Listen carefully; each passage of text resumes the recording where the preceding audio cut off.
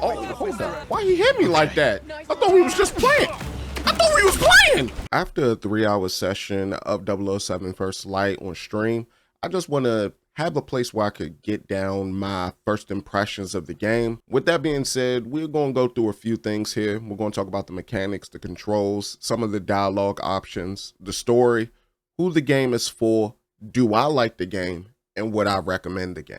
With all that being said, let's just hop right on into the gameplay mechanics. So the mechanics of the game are pretty much as you would see in a traditional third-person shooter. You have melee combat. You also have like some shooting mechanics. I didn't get to fully explore them within my 3 hours. It was more so in the training montage when I went like paintball guns where I actually got to shoot.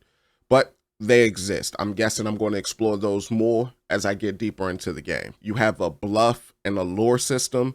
The bluff system pretty much puts a cooldown on anyone that you interact with, so to speak, where, let's say, for example, they're trying to stop you from getting somewhere.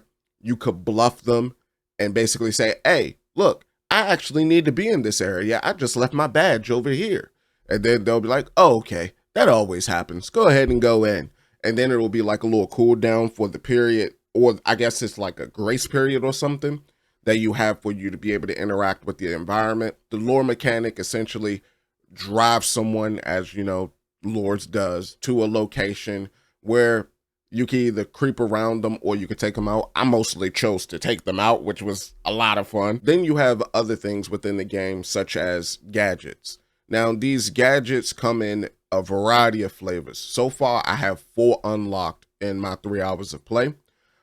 The first one that I unlocked was a hack mechanic, which gives you the ability to hack devices as well as view devices through I believe they call it a Q view. Then you also have a kind of a poison dart. What it does is you stick somebody with it, it'll make them sick and they'll wander off to a different location, which you can either take them out or you could just let them be because they'll move out of the vicinity that you need to get into. Then you also get a shockwave. It kind of looks like a camera when I picked it up, but it's not a camera when you use it. But pretty much the shockwave camera, it allows you to create a concussive force that is like massive in size. So it's a great AoE. I haven't used it on enemies yet, mostly seen it in training, but it affects armor targets as well as a bunch of other stuff. It looks like it infects the environment as well. Then you get a smoke bomb. Now in the smoke bomb, it essentially creates like this cloud of smoke around a targeted individual, which pretty much gives you back your stealth state or your unalert status state. That's pretty dope too. I didn't get to fully play around with that just yet, but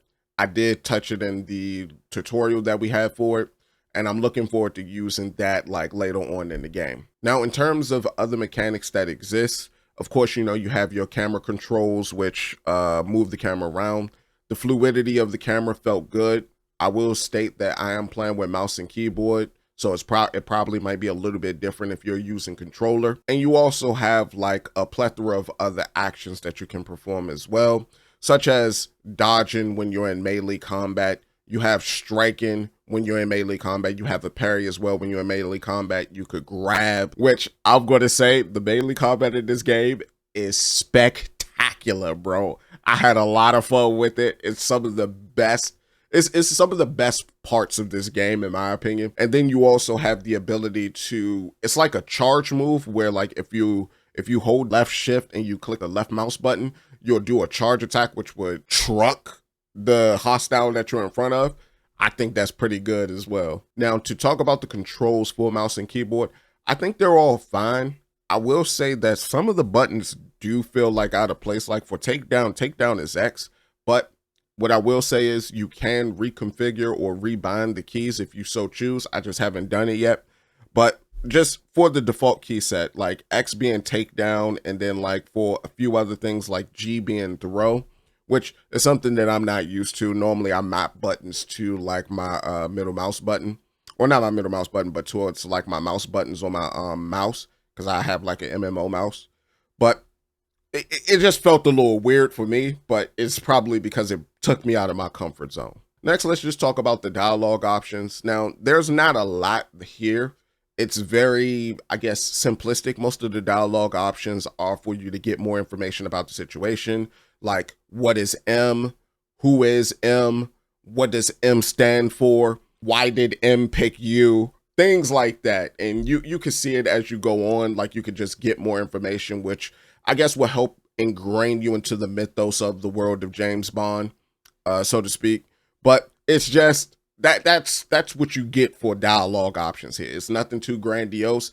It's a very simplistic manner. Next, let's just talk about the story. The big question is, how do I feel about the story? I think the story of this game is great, at least so far from where I'm at.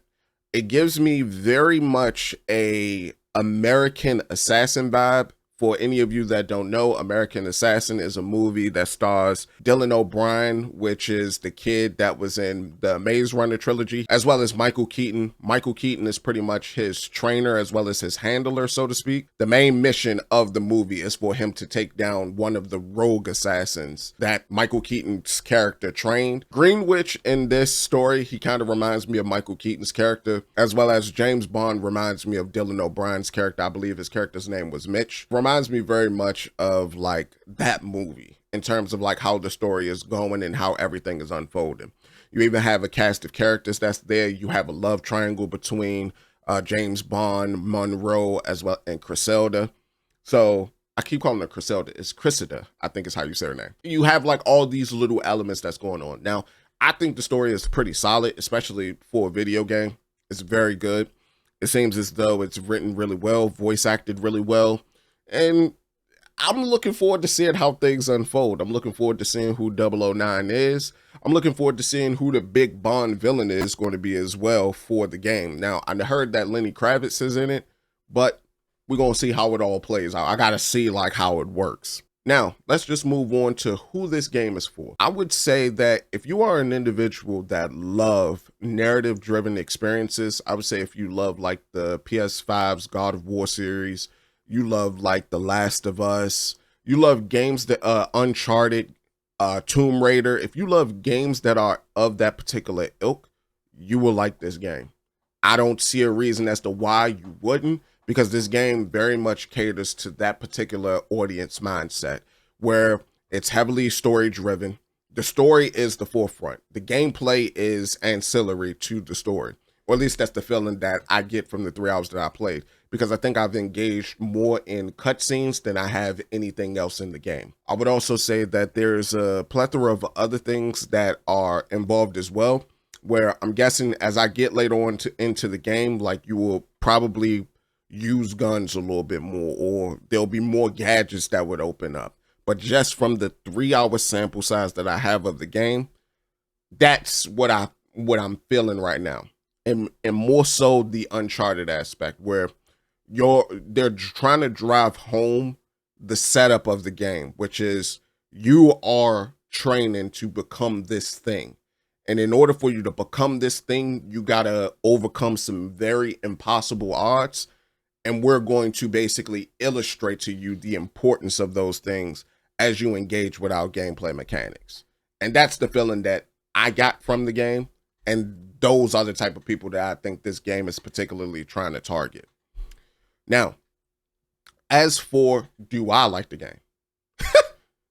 Yeah, goddamn right I do. I believe this is the 007 game that I've wanted since The World Is Not Enough came out on the N64. This is by far the best 007 game I've played in my first 3 hours since The World Is Not Enough came out on the N64. And, you know, before The World Is Not Enough, it was 007 GoldenEye. Like, those are my 1 and 2 in terms of 007 games. But this, probably by the end, it might approach that top tier echelon to me. And yes, I played From Russian with Love. I've played what is that joint? Quantum of Solace. I played the Daniel Craig joints that they did, I would say. I played Agent Under Fire, Nightfire. I can't remember the name of the third one on the PS2 back, but I played them. I played GoldenEye Reloaded, or whatever they was calling that joint, where they remade the GoldenEye games for the Xbox 360 and PS3. Played it. This right here is it. This is it, bro. This is it. Now, would I recommend this game to other individuals out there? I would say Again, it depends on if you are interested in narrative-driven experiences where the gameplay takes a bit of a back seat in order for the game to tell its story. Now, if you like those types of games, and again, that's your Uncharted's, that's your God of Wars, games of that particular ilk. If you are a big fan of those type of games, I don't see any reason why you wouldn't like this, and therefore I would recommend it to that bunch.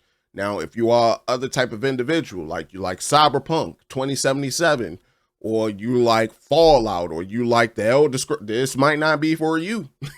I'm just saying, if you don't have any interest in that particular style of game that's narrative driven, but you prefer more so a sandbox environment, it might not be for you. And with that being said, let me know what you all think about the game down in the comment section below. Did you enjoy it? Did you try it? Did you play it? How do you feel about it? What do you think about it? Do you think I'm hot smoking? I'm just blowing gas? Either way, let me know down below. And until next time I catch y'all, deuces.